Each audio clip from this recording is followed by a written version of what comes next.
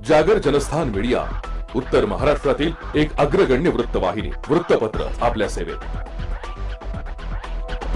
सांस्कृतिक, शैक्षणिक, सहकार, कृषी, कला, क्रीडा सर्वच क्षेत्रातील घटकांचा न्याय हक्कासाठी, जनजागृतीसाठी आम्ही घेऊन येत आहोत जागर जनस्थान ही आपल्या हक्काची वृत्तवाहिनी, वृत्तपत्र।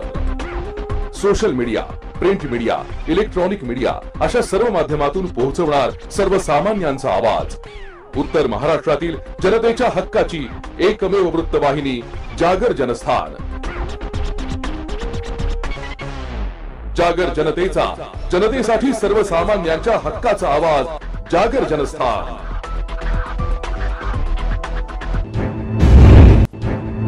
सर्वसामान्यांच्या हक्काचा आवाज, जागर जनस्थान।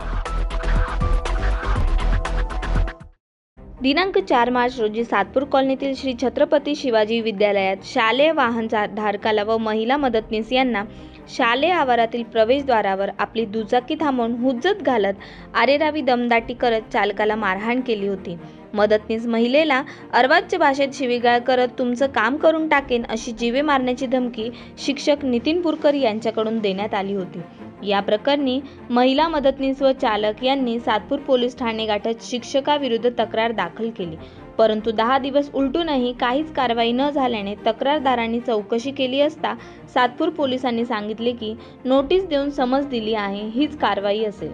म्हणून तक्रारदार महिला मदतनीस व वाहन चालक यांनी नाशिक पोलीस आयुक्त संदीप कर्णिक त्यांच्याकडे दाद मागत निवेदन सादर केले आहे। तसेच त्या निवेदनाची प्रत मुख्यमंत्री कार्यालय, गृह मंत्रालय, पोलीस संचालक कार्यालय, राज्यपाल महोदय यांना देखील स्पीड पोस्टाने पाठवण्यात आली असून संबंधित शिक्षकावर अॅट्रॉसिटी अंतर्गत तात्काळ गुन्हा दाखल करून अटक करण्यात यावी अशी मागणी केली आहे। त्या निवेदनात तक्रारदार महिलेने म्हटले आहे की आमचे शालेय वाहन असून रोजच शाळेवर मुलांना घेण्यासाठी व सोडण्यासाठी जावे लागते, म्हणून संबंधित शिक्षकाने दमदाटी केल्यामुळे मला व माझ्या कुटुंबाला त्या शिक्षकापासून धोका पोहोचू शकतो असा संशय व्यक्त केला आहे। म्हणून या प्रकरणी पोलीस प्रशासनाने तात्काळ कारवाई करावी अशी मागणी केली आहे। जागर जनस्थानासाठी भूषण जैन। सर्वसामान्यांच्या हक्काचा आवाज, जागर जनस्थान। शरद पवारांचे छायाचित्र व नाव आम्ही अलीकडे वापरत नाही, काही ठिकाणी चुकून राहिले आहे, यापुढे वापरणार। चिन्ह आम्हाला निवडणूक आयोगाने दिले आहे। अजित पवार गटाला घड्याळ तर शरद पवार गटाला तुतारी चिन्ह दिले आहे। सर्वोच्च न्यायालयाचे हे फक्त निरीक्षण आहे, आदेश नाही, त्यामुळे काही फरक पडत नाही अशी प्रतिक्रिया मंत्री छगन भुजबळ यांनी सर्वोच्च न्यायालयाने नोंदविलेल्या निरीक्षणानंतर नोंदवले।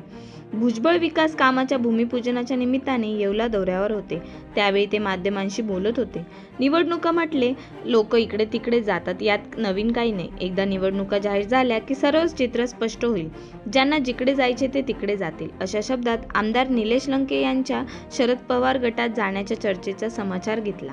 हरिश्चंद्र चव्हाण माजी खासदार आहे। दिंडोरीमधून महायुतीकडून डॉक्टर भारती पवार यांची उमेदवारी जाहीर झाल्याने साहजिकच ते उमेदवारीसाठी शरद पवार यांची भेट घेतील, त्यात गैर काही नाही। आघाडीकडून कम्युनिस्ट पक्षाचे जीवा पांडू गावितही चर्चेत आहे, त्यांचेही प्रयत्न सुरू आहे। शरद पवार व राहुल गांधी यांच्या सभेचा दिंडोरी लोकसभा मतदारसंघात काही फरक पडणार नाही। दिंडोरीत सर्वच काही महायुतीचे आमदार आहेत, त्यात भारती पवार सर्व गुण संपन्न उमेदवार आहे। जनता त्यांना पसंती देईल असा विश्वासही भुजबळ यांनी व्यक्त केला। कांदा प्रश्नावरील नाराजीचा थोडा परिणाम होईल, मात्र केंद्र सरकारने कांदा निर्यात करून समतोल राखला आहे। कांद्यामुळे केंद्रातील सरकार पडले होते, त्यामुळे कांद्याकडे अधिक लक्ष असते, मात्र सरकारने समतोल राखला आहे, फार फरक पडणार नाही। तर राष्ट्रवादी काँग्रेस 10 जागेवर ठाम आहे, बाकी अफवा आहे। लोकसभेच्या उमेदवारीबाबत पक्षाने आदेश दिल्यास लढू, मात्र येवल्यातील लोक सोडतील का प्रश्न आहे। मात्र समीर भुजबळ यांनी नाशिकमध्ये खासदार म्हणून चांगले काम केले आहे। नाशिकच्या जागेबाबत आम्ही प्रयत्नही करतोय। शिंदे गटाने जर दावा सोडला तर आम्ही महायुतीकडून लढण्याची इच्छा भुजबळ यांनी व्यक्त केली। आता ते जाणार न जाणार, जाणार न जाणार, तळ्यात मळ्यात असे काही लोक आहेत काय, तर ते आता 2-4 दिवसांमध्ये ते सगळं काही आता स्पष्ट होईल। कोण म्हणतं जाणार आहे, कोण म्हणतं नाही जाणार आहे, असं चालू आहे। आता ह्या निवडणुकांमध्ये जागा वाटप झाल्यानंतर सीट वाटपांच्या वेळेला कोण कुठे जात आहे, कोण कुठे जात आहे, शिवसेनेतले शिंदे जातात, शिंदेतले आणखी कुठे जातात, राष्ट्रवादीचे इकडे जात आहेत, शरद पवारांचे तिकडे जातात, अजित पवारांचे तिकडे जात आहेत. हे सगळं आता होणार आणि प्रत्येक निवडणुकीला काही लोक इकडे तिकडे होत असतात. तर ते आता फायनली ज्या 8 दिवसामध्ये ज्यांना कुठे जे काय जायचं असेल ते जातील आणि निवडणुकीला उभं राहायचं असेल निवडणुकीला उभं राहतील. जाणारच ना आता, कारण दिंडोरी मतदारसंघातून युतीचे उमेदवार म्हणून डॉक्टर भारतीताई पवार ह्या जाहीर झालेल्या आहेत. आता महाविकास आघाडीतर्फे कोण आहे, मग त्याच्यासाठी 2-3 नावं येत आहेत. तशी सगळी मंडळी ते माजी खासदार आहेत, ते प्रयत्न करणार की मी उभा राहतो. आणखीनही ज्या कदाचित मला काही कल्पना नाही, परंतु कम्युनिस्ट पार्टी ऑफ इंडिया जे आहे त्यांचे काय नाव आपलं जे जेव्हा पांडू गावित तेही मागे उभे राहिलेले होते, तेही मागू शकतात किंवा एक कम्युनिस्ट पक्षाला एक आम्हाला सीट द्या किंवा आणखीन 2-3 नावं काहीतरी मध्ये चाललेली होते. तर ते होईल, ते क्लिअर होईल ना तर हळूहळू. आता एकदा कोड ऑफ कंडक्ट जाहीर झालं ना की मग हे सगळे प्रश्न म्हणजे पटापट सुटतात. साहेबांचं नाव आहे की नाही, कुणाचं नाव आहे कुणाचं नाही, ज्याचं नाव असेल त्याचं काम करायचं. उमेदवारीसाठी मिळू शकते का लोकसभा? त्या यादीमध्ये तुमचं नाव असेल का उमेदवारीसाठी? आता मला कल्पना नाही उमेदवारीसाठी माझं नाव आहे की नाही. असू पण शकतं, नसू पण शकतं. असलं तर हे येवल्याचे लोक काय म्हणत आहेत ते त्यांना विचारा. ते सोडायला ते अगोदर मागच्या काळात असं की तमाशा झाला होता, नाही. परंतु जर असं आहे की हे तर नक्कीच आहे की इतरांप्रमाणे भुजबळ, समीर भुजबळ असतील, त्याने सुद्धा अतिशय चांगलं काम केलेलं आहे 2009 आणि दोघांनी मिळून म्हणजे नाशिक शहरामध्ये, नाशिक जिल्ह्यामध्ये उत्तम काम केलेलं आहे. एअरपोर्ट असेल, बोट क्लब असेल, सप्तशृंगी गणपती ट्रॉली असेल, हे मुंबई नाशिक रोड्स असतील, फ्लायओव्हर ब्रिजेस असतील, हे अनेक मागच्या वेळेला असलेला कुंभमेळा, तर inner ring road, outer ring road, असे अनेक कामं जे आम्ही केलेली आहेत. त्याच्यामुळे असं काही नाही की आमचा अगदीच काही विचार होऊ शकत नाही. आता आहे की तिथे शिंदेचे जे हेमंत गोडसे अगोदर निवडून आलेले आहेत, त्यांनी जर सोडावे म्हणून प्रयत्न आमचे आहेत, तर मग विचार करता येईल. सर, आणि शेवटचा प्रश्न की शांतिगिरी महाराज पुन्हा नाशिकमधून रिंगणात उतरण्याच्या तयारीत याबद्दल काय सांगा? असं काय मला काय, मी पण वर्तमानपत्रातून वाचलं ते इच्छुक आहे. त्यांनी भेटीगाठी पण चालू, त्यांनी सीएम साहेबांची भेट पण घेतली किंवा त्यांच्याकडनं शिंदे साहेबांची पण भेट घेतली. ठीक आहे ना, त्यांच्या दृष्टीने ते प्रयत्न करणार ना. त्यांना इच्छा आहे निवडणूक लढवण्याची. बरं, लोकशाही आहे, कुणी लढू शकतो, पत्रकार उभा राहू शकतो, तुम्ही उभे राहू शकता, साधू संत उभे राहू शकतात, ते मुख्यमंत्री मंत्री पण होऊ शकतात. आता लोकशाहीमध्ये कुणाला अडवायचं काय कारण आणि शंका घेण्याचं काय कारण? त्यामुळे ते प्रयत्न करतील. जागर जनस्थानासाठी सचिन वखारे, येवला. सर्वसामान्यांच्या हक्काचा आवाज, जागर जनस्थान. चाळीसगाव येथील नवजीवन सिंधी मंगल कार्यालयात रिपाई आठवले पक्षाचे महत्त्वपूर्ण बैठकीचे नियोजन जळगाव पश्चिमचे जिल्हाध्यक्ष आनंदजी खरात यांच्या अध्यक्षतेखाली घेण्यात आले. दरम्यान चाळीसगाव तालुकास्तरीय कार्यकारिणी सदस्य बैठक व पदाधिकारी पद नियुक्ती पत्र वितरण समारंभ सोबत तालुक्यातील काही पदाधिकारी, जिल्हा कार्यकारिणी पदाधिकारी व सदस्य नियुक्ती कार्यक्रम संपन्न झाला. या बैठकीत अनेक महत्त्वपूर्ण विषयांवर चर्चा करून होऊ घातलेल्या लोकसभा निवडणुकीत महायुतीने रिपाई आठवले पक्षाला 2 जागा सोडवण्यात यावेत. त्यात शिर्डी आणि सोलापूर मतदारसंघ हे राखीव असल्याने दोन्ही जागा रिपाई आठवले पक्षाला सोडण्यासाठी चाळीसगाव जळगाव जिल्ह्याच्या वतीने महायुतीकडे आम्ही मागणी करत आहोत. तसे न झाल्यास रिपब्लिकन मतदारांचा जनाधार नाराज झाल्याशिवाय राहणार नाही. त्याचा परिणाम होऊ घातलेल्या लोकसभेचे मतदानावर दिसून येईल. महायुतीचा गांभीर्यपूर्वक विचार करून दोन्ही जागा सोडावी, जेणेकरून रिपब्लिकन मतदाराचा आदर होईल. त्यात पक्ष कार्यकर्ता प्रचारासाठी जोमाने कामाला लागेल. वरील मागणी सहपक्ष बळकट करण्यासाठी कार्यकर्त्यांनी जनहितार्थ कामे सातत्याने करावी. रिपाई पक्षाचे विचार गावोगावी खेडेपाडी पोहोचविण्यासाठी काम करण्याची आवश्यकता असल्याने सर्व कार्यकर्त्यांनी जोरात कामाला लागावे, असे हे आव्हान जळगाव पश्चिमचे जिल्हाध्यक्ष आनंदजी खरात कार्यकर्त्यांना बैठकीत आवाहन केले. लोकनेते नामदार रामदासजी आठवले साहेबांच्या पाठीमागे खंबीरपणे उभा राहील. त्याचं कारणही तसंच आहे. या देशामध्ये सातत्याने पायाला जशी चक्र आहे अशाच प्रमाणे डॉक्टर रामदासजी आठवले साहेब या देशामध्ये रिपब्लिकन पक्ष डॉक्टर बाबासाहेब आंबेडकरांची चळवळ ही सातत्याने एका चक्राप्रमाणे चालवत आलेले आहे. त्यांचं वय बघा, एक दिवस सुद्धा ते घरामध्ये नसतात, एक दिवस सुद्धा नाही. आज जर महाराष्ट्रात असेल तर दुसऱ्या दिवशी ते बेंगलोरला असतील, चौथ्या दिवशी मध्य प्रदेश, पाचव्या दिवशी दिल्ली. म्हणजे ते सातत्याने भारत देशामध्ये बाबासाहेब आंबेडकरांच्या विचाराचा रिपब्लिकन पक्ष, एक नेता एक झेंडा, रिपब्लिकन पक्षाचा एक नेता रामदासजी आठवले साहेब, देशामध्ये रिपब्लिकन पक्षाची चळवळ जिवंत ठेवणारा नेता तुम्हा आम्हाला लावलेला आहे. या प्रसंगी बैठकीत रिपाईचे जळगाव जिल्हा युवा कार्याध्यक्ष धर्मजित खरात, ज्येष्ठ बौद्धचार्य दीपराज ब्राह्मणे, जिल्हा उपाध्यक्ष सुनील पाटील, कार्याध्यक्ष तन्वीर शेख, कैलास यांच्यासह कार्यकर्ते, महिला पदाधिकारी मोठ्या संख्येने बैठकीस हजर होत्या. जागर जनस्थानासाठी सोजीलाल हडपे, चाळीसगाव. अडवतकर ज्वेलर्स म्हणजे आपल्या विश्वासाचं प्रतीक. अडवतकर ज्वेलर्स घेऊन आलाय आपल्यासाठी खास ऑफर. सोने आणि चांदीच्या खरेदीवर हमखास ऑफर फक्त अडवतकर ज्वेलर्स या ठिकाणी. तर वाट कसली बघताय, नक्की भेट द्या अडवतकर ज्वेलर्सला. आमचा पत्ता अडवतकर ज्वेलर्स, अगोरा कमर्शियल कॉम्प्लेक्स कॉर्नर, नाशिक 2. अधिक माहितीसाठी संपर्क क्रमांक 0253 25 78 544.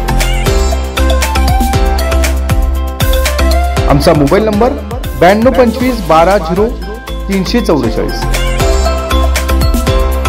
तर बघताय काय, नक्की अवश्य एकदा भेट द्या फक्त आपल्या अडवतकर ज्वेलर्सला. अडवतकर ज्वेलर्स म्हणजे आपल्या विश्वासाचं प्रतीक. सर्वसामान्यांच्या हक्काचा आवाज, जागर जनस्थान. शरद पवारांचे छायाचित्र व नाव आम्ही अलीकडे वापरत नाही. काही ठिकाणी चुकून राहिले आहे, यापुढे वापरणार. चिन्ह आम्हाला निवडणूक आयोगाने दिले आहे. अजित पवार गटाला घड्याळ तर शरद पवार गटाला तुतारी चिन्ह दिले आहे. सर्वोच्च न्यायालयाचे हे फक्त निरीक्षण आहे, आदेश नाही, त्यामुळे काही फरक पडत नाही, अशी प्रतिक्रिया मंत्री छगन भुजबळ यांनी सर्वोच्च न्यायालयाने नोंदविलेल्या निरीक्षणानंतर नोंदवले. भुजबळ विकास कामाच्या भूमिपूजनाच्या निमित्ताने येवला दौऱ्यावर होते. त्यावेळी ते माध्यमांशी बोलत होते. निवडणुका म्हटले लोक इकडे तिकडे जातात, यात नवीन काही नाही. एकदा निवडणुका जाहीर झाल्या की सर्वच चित्र स्पष्ट होईल. ज्यांना जिकडे जायचे ते तिकडे जातील, अशा शब्दात आमदार निलेश लंके यांच्या शरद पवार गटात जाण्याच्या चर्चेचा समाचार घेतला. हरिश्चंद्र चव्हाण माजी खासदार आहे. दिंडोरीमधून महायुतीकडून डॉक्टर भारती पवार यांची उमेदवारी जाहीर झाल्याने साहजिकच ते उमेदवारीसाठी शरद पवार यांची भेट घेतील, त्यात गैर काही नाही. आघाडीकडून कम्युनिस्ट पक्षाचे जीवा पांडू गावितही चर्चेत आहे. त्यांचेही प्रयत्न सुरू आहे. शरद पवार व राहुल गांधी यांच्या सभेचा दिंडोरी लोकसभा मतदारसंघात काही फरक पडणार नाही. दिंडोरीत सर्वच काही महायुतीचे आमदार आहेत, त्यात भारती पवार सर्वगुण संपन्न उमेदवार आहे. जनता त्यांना पसंती देईल असा विश्वासही भुजबळ यांनी व्यक्त केला. कांदा प्रश्नावरील नाराजीचा थोडा परिणाम होईल, मात्र केंद्र सरकारने कांदा निर्यात करून समतोल राखला आहे. कांद्यामुळे केंद्रातील सरकार पडले होते, त्यामुळे कांद्याकडे अधिक लक्ष असते. मात्र सरकारने समतोल राखला आहे, फार फरक पडणार नाही. तर राष्ट्रवादी काँग्रेस 10 जागेवर ठाम आहे, बाकी अफवा आहे. लोकसभेच्या उमेदवारीबाबत पक्षाने आदेश दिल्यास लढू, मात्र येवल्यातील लोक सोडतील का प्रश्न आहे. मात्र समीर भुजबळ यांनी नाशिकमध्ये खासदार म्हणून चांगले काम केले आहे. नाशिकच्या जागेबाबत आम्ही प्रयत्नही करतोय. शिंदे गटाने जर दावा सोडला तर आम्ही महायुतीकडून लढण्याची इच्छा भुजबळ यांनी व्यक्त केली. आता ते जाणार न जाणार, जाणार न जाणार, तळ्यात मळ्यात असे काही लोक आहेत काय, तर ते आता 2-4 दिवसांमध्ये ते सगळं काही आता स्पष्ट होईल. कोण म्हणतं जाणार आहे, कोण म्हणतं नाही जाणार आहे, असं चालू आहे. आता ह्या निवडणुकांमध्ये जागा वाटप झाल्यानंतर सीट वाटपांच्या वेळेला कोण कुठे जात आहे, कोण कुठे जात आहे, शिवसेनेतले शिंदेच जातात, शिंदेतले आणखी कुठे जातात, राष्ट्रवादीचे इकडे जातात, शरद पवारांचे तिकडे जातात, अजित पवारांचे तिकडे जातात. हे सगळं आता होणार आणि प्रत्येक निवडणुकीला काही लोक इकडे तिकडे इकडे तिकडे होत असतात. तर ते आता फायनली ज्या 8 दिवसामध्ये ज्यांना कुठे जे काय जायचं असेल ते जातील आणि निवडणुकीला उभं राहायचं असेल निवडणुकीला उभं राहतील. जाणारच ना आता, कारण दिंडोरी मतदारसंघातून युतीचे उमेदवार म्हणून डॉक्टर भारतीताई पवार ह्या जाहीर झालेल्या आहेत. आता महाविकास आघाडीतर्फे कोण आहे, मग त्याच्यासाठी 2-3 नावं येत आहेत. तशी सगळी मंडळी ते माझी खासदार आहेत, ते प्रयत्न करणार की मी उभा राहतो. आणखीनही ज्या कदाचित मला काही कल्पना नाही, परंतु कम्युनिस्ट पार्टी ऑफ इंडिया जे आहे त्यांचे काय नाव आपलं जे जेव्हा मांडू गावे तेही मागे उभे राहिलेले होते, तेही मागू शकतात किंवा एक कम्युनिस्ट पक्षाला एक आम्हाला सीट द्या किंवा आणखीन 2-3 नावं काहीतरी मध्ये चाललेली होते. तर ते होईल, ते क्लिअर होईल ना त्या हळूहळू. आता एकदा कोड ऑफ कंडक्ट जाहीर झालं ना की मग हे सगळे प्रश्न जे पटापट सुटतात. साहेबांचं नाव आहे की नाही, कुणाचं नाव आहे, कुणाचं नाही, ज्याचं नाव असेल त्याचं काम करायचं. उमेदवारीसाठी मिळू शकते का लोकसभा त्या यादीमध्ये तुमचं नाव असेल का उमेदवारीसाठी? आता मला कल्पना नाही उमेदवारीसाठी माझं नाव आहे की नाही. असू पण शकतं, नसू पण शकतं. असलं तर हे येवल्याचे लोक काय म्हणतायत ते त्यांना विचारा. ते सोडायला ते अगोदर मागच्या काळात असं की तो मासे झाला होता नाही. परंतु जर असं आहे की हे तर नक्कीच आहे की इतरांप्रमाणे भुजबळ समीर भुजबळ असतील, त्याने सुद्धा अतिशय चांगलं काम केलेलं आहे 2009मध्ये. आणि दोघांनी मिळून म्हणजे नाशिक शहरामध्ये, नाशिक जिल्ह्यामध्ये उत्तम काम केलेलं आहे. एअरपोर्ट असेल, बोट क्लब असेल, सप्तशृंगी गणपती ट्रॉली असेल, हे मुंबई नाशिक रोड्स असतील, फ्लायओव्हर ब्रिजेस असतील, हे अनेक मागच्या वेळेला असलेला कुंभमेळा, तर inner ring road, outer ring road, असे अनेक कामं जे आम्ही केलेली आहेत. त्याच्यामुळे असं काही नाही की आमचा अगदीच काही विचार होऊ शकत नाही. पण आता आहे की तिथे शिंदेचे जे हेमंत गोडसे अगोदर निवडून आलेले आहेत, त्यांनी जर सोडावे म्हणून प्रयत्न आमचे आहेत, तर मग विचार करता येईल. सर, आणि शेवटचा प्रश्न की शांतिगिरी महाराज पुन्हा नाशिकमधून रिंगणात उतरण्याच्या तयारीत याबद्दल काय सांगा? असं काय मला काय, मी पण वर्तमानपत्रातून वाचलं ते इच्छुक आहे. त्यांनी भेटीगाठी पण चालू, त्यांनी सीएम साहेबांची भेट पण घेतली किंवा त्यांच्याकडनं शिंदे साहेबांची पण भेट घेतली. ठीक आहे ना, त्यांच्या दृष्टीने ते प्रयत्न करणार ना. त्यांना इच्छा आहे निवडणूक लढवण्याची. बरं, लोकशाही आहे, कुणी लढू शकतो, पत्रकार उभा राहू शकतो, तुम्ही उभे राहू शकता, साधू संत उभे राहू शकतात, ते मुख्यमंत्री मंत्री पण होऊ शकतात. आता लोकशाहीमध्ये कुणाला अडवायचं काय कारण आणि शंका घेण्याचं काय कारण, त्यामुळे ते प्रयत्न करतील. जागर जनस्थानासाठी सचिन वखारे, येवला. सर्वसामान्यांच्या हक्काचा आवाज, जागर जनस्थान. भाजपच्या पहिल्या 20 उमेदवारांची यादी जी आहे ती जाहीर झालेली आहे. आता भाजपच्या आणखी उमेदवारांची यादी येऊ शकते. मित्रपक्ष गेल्या काही दिवसांपासून नाराज आहे. मित्रपक्षाला विचारात घेतलं जात नाही असं कुठेतरी चर्चा सुरू आहे. रयत क्रांती संघटना ही महायुतीबरोबर आहे आणि या निवडणुकीमध्ये महायुतीच्या सर्व उमेदवारांना विजयी करण्यासाठी आम्ही प्रयत्न करू. परंतु घटक पक्ष म्हणून रयत क्रांती संघटनेनं हातकणंगल्याची जागा मागितलेली आहे आणि ही जागा आम्हाला मिळावी अशी सर्व कार्यकर्त्यांची मोठी अपेक्षा आहे. गेल्या काळामध्ये ज्यावेळी मी मंत्री होतो त्या काळामध्ये आदरणीय देवेंद्र फडणवीस साहेब असतील, किंवा मुख्यमंत्री आदरणीय शिंदे साहेब असतील यांच्या मार्गदर्शनाखाली त्या मतदारसंघामध्ये मोठं भरीव आम्ही काम केलेलं आहे. मग रस्त्यांचं जाळं मोठं विणलं गेलं. त्या मतदारसंघामध्ये खेड्यापाड्यामध्ये आम्ही पिण्याच्या पाण्याच्या योजना पोहोचवल्या आणि दुसऱ्या बाजूला अनेक आढावा बैठका जिल्हा परिषद गटवाईज त्या ठिकाणी आम्ही घेतलेल्या होत्या आणि त्यामुळं गाव पातळीपर्यंत मोठ्या प्रमाणामध्ये आमचा संपर्क आहे. आणि हातकणंगले लोकसभा मतदारसंघ हा चळवळीचा मतदारसंघ आहे. शेतकऱ्याच्या प्रश्नावरती तिथं अनेक वेळा निवडणुका झालेल्या आहेत. प्रस्थापितांना त्या मतदारसंघानं गाडलेलं आहे आणि अशा परिस्थितीमध्ये महायुतीनं घटक पक्षाला रयत क्रांती संघटनेला ही जागा सोडावी ही मागणी आणि त्या मागणीवरती आम्ही ठाम आहोत आणि निश्चितपणानं ही जागा आम्ही मोठ्या फरकानं त्या ठिकाणी जिंकू शकतो. जर नाही जागा सोडली भाजपाने रयत क्रांती संघटनेला तर सदाभाऊ यांची पुढची भूमिका काय असेल?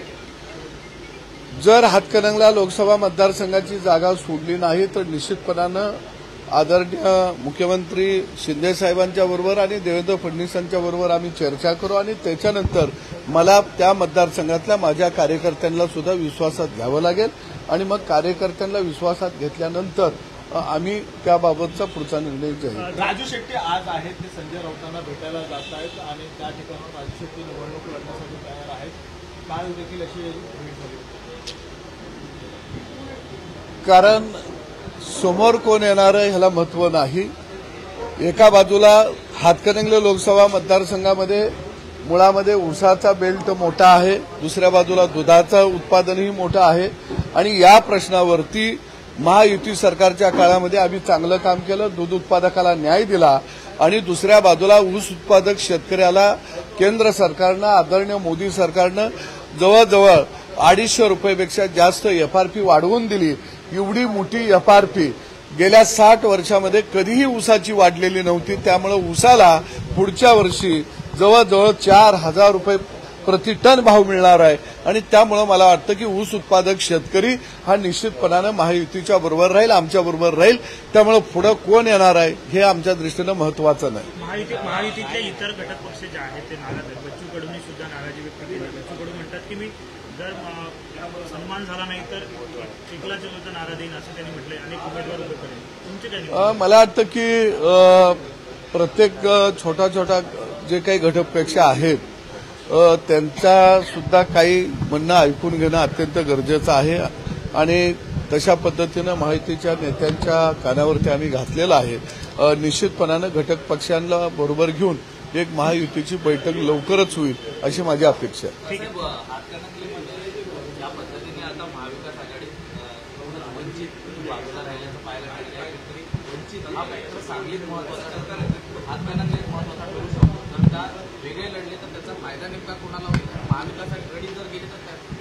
नाही, मला वाटतं की हातकणंगले लोकसभा मतदारसंघामध्ये एकंदरीत विकासाला महायुतीच्या माध्यमातून आम्ही मोठ्या प्रमाणामध्ये चालना दिलेली आहे. पन्हाळगडाला आम्ही पाणी पुरवठा योजना केली, विशाळगडाला पाणी पुरवठा योजना केली, बारीक बारीक वाड्या वस्त्यापर्यंत आम्ही विकास घेऊन गेलेलो आहे आणि मला वाटतं की निश्चितपणानं त्यांचा उमेदवार कोण येणार आहे हे आमच्या दृष्टीनं महत्वाचं नाही, आमचा कोण असणार आहे हे महत्वाचं आहे.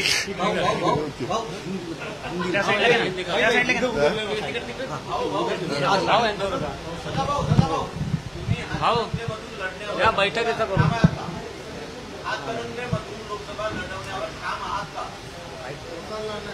मी किंवा कोणत्याही राजकारणामध्ये असणारे व्यक्तिमत्व हे लढण्यासाठी तयार असतात. मी तर मैदानातला सैनिक आहे, त्यामुळे मी कधीच तलवार खाली टाकलेली नव्हती आणि टाकणारी नाही. मी लढण्यावर ठाम आहे. सर्वसामान्यांच्या हक्काचा आवाज जागर जनस्थान. उमेदवारीसाठी इच्छुक आहात. महाविकास आघाडी तुमची ही इच्छा पूर्ण करेल असं वाटतंय का? माझा प्रयत्न चालू आहे. मी कालच्याला सुद्धा शरद पवार साहेबांना भेटलो. अगोदर मोहनदादा जोशी सुद्धा मला भेटले आणि आज मी संजय राऊत साहेबांना भेटलो. माझी जी भूमिका आहे पुण्यामध्ये ती मी या सगळ्या महाविकास आघाडीच्या नेत्यांपुढे मांडलेली आहे आणि मला वाटतं की मला संधी मिळेल. कोणत्या पक्षात? काँग्रेसकडे आहे. नाही, आता हे सगळ्या नेत्यांना मी भेटले आणि मला वाटतं की मला जी निवडणूक करायची आहे ही पुणेकरांच्या हितासाठी करायची आहे.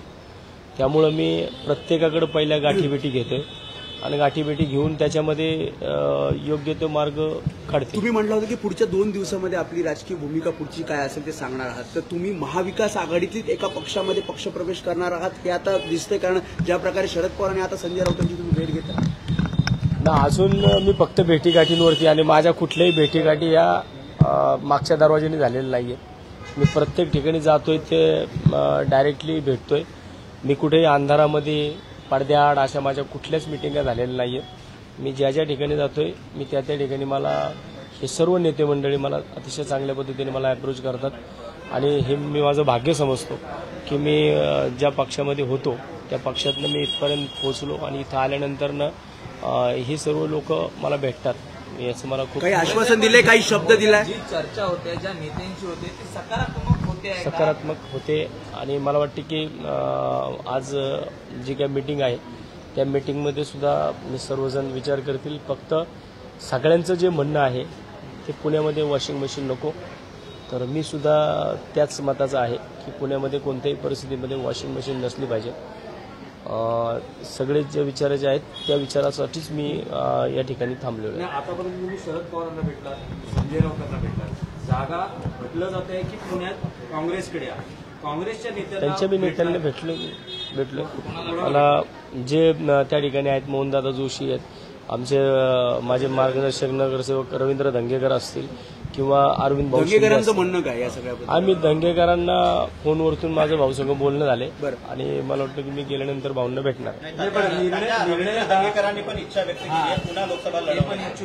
ते पण इच्छुक आहेत, मी पण इच्छुक आहे, पण मी माझा प्रस्ताव त्यांच्यापुढे अजून भाऊला भेटलेला नाहीये.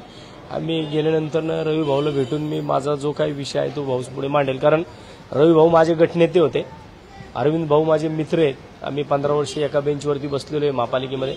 मला वाटतं मला त्यांना भेटून या सगळ्या गोष्टी बोलाव्या लागतील. पण समजा जर तुमची दंगेकरांची जागा ही एकंदरीत आपण बघतोय काँग्रेसकडून जवळपास निश्चित झाल्याचं समजलं होतं, त्या अनुषंगाने काही चर्चा आली आहे का? नाही, तसं मी माझा जो प्रस्ताव आहे मी ज्या पद्धतीने विचार करतो तो मी राऊत साहेबांपुढे, पवार साहेबांपुढे आणि मोहनदादांपुढे, हे पुणे शहर काँग्रेसपुढे मी हा सगळा विषय मांडलेला आहे आणि मला वाटतं की एक योग्य सारासार विचार या सगळ्या गोष्टीचा होईल.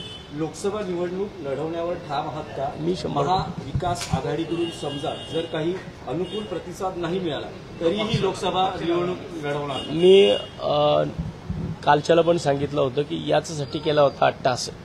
म्हणजे मी ज्या विषयासाठी पक्ष सोडला त्या विषयापासून मी लांब गेलेलो नाही आणि जाणार पण नाही. सोडण्यामध्ये कुठेतरी गडबड झाली नाही. कारण ज्या प्रकारे तुम्ही इतर पक्षांशी आता बोलणी सुरू करताय की अगोदर पक्ष जे सुरुवातीला पक्षांनी बोलणी करायला पाहिजे होती ती मी आता करतोय. त्या रवींद्र दंगेकरांना जो शब्द दिलाय महाविकास आघाडीनं, आता तुम्हाला वाटतंय का लोकसभेमध्ये तुमच्याकडे तो का येईल? नाही, असं मी म्हणू शकत नाही, कारण शेवटी ज्यांचे त्यांचे पक्ष आहेत, प्रत्येकाच्या पक्षाचा विचार आहे, प्रत्येक जण स्वतःच्या पार्टीचा विचार करेल आणि मला वाटतं विचार केल्यानंतर योग्य तो जो काही मार्ग निघेल. जे प्रमुख दावेदार आहेत त्यांच्यासोबत सुद्धा मी बोललोय, त्यांच्यासोबत सुद्धा माझी बोलणी चालू आहे. त्याच्यानंतर निर्णय कधीपर्यंत घेणार तुम्ही, कोणत्या पक्षात जायचं किंवा अजून आचारसंहिता लागलेली नाही. आचारसंहिता लागल्यानंतर या सगळ्या गोष्टींना थोडा वेग येईल. दुसरीकडे आपण ज्या पक्षात होतात मनसे त्यांची आणि कुठेतरी भाजपसोबत महायुतीची चर्चा देखील सुरू आहे, त्याकडे आपण कसं पाहता की 1-2 जागांसाठी त्यांना तिकडे जागा दिली जाऊ शकते महायुती? मी त्या विषयावरती महाराष्ट्र नवनिर्माण सेना या विषयावरती मी आता काहीच बोलू इच्छित नाही. त्यामुळे मला आता वाटतं की मी ज्या विषयासाठी पक्ष सोडलाय त्या विषयावरती मी आता काम करतोय आणि मला पुणे शहरामध्ये, पुणे शहराच्या, पुण्यातील नागरिकांसाठी मला पुणे लोकसभा लढायची आहे. पुणेकर ज्या त्रासातून जातात आहे, पुणेकरांचा पैसा ज्या पद्धतीने वायपट पद्धतीने वापरला जातोय, ज्या पद्धतीने पुण्यामध्ये एक हुकुमशाहीसारखं वातावरण 100 नगरसेवकांच्या माध्यमातून होतंय, त्याच्या विरोधात मी सध्या काम करतो.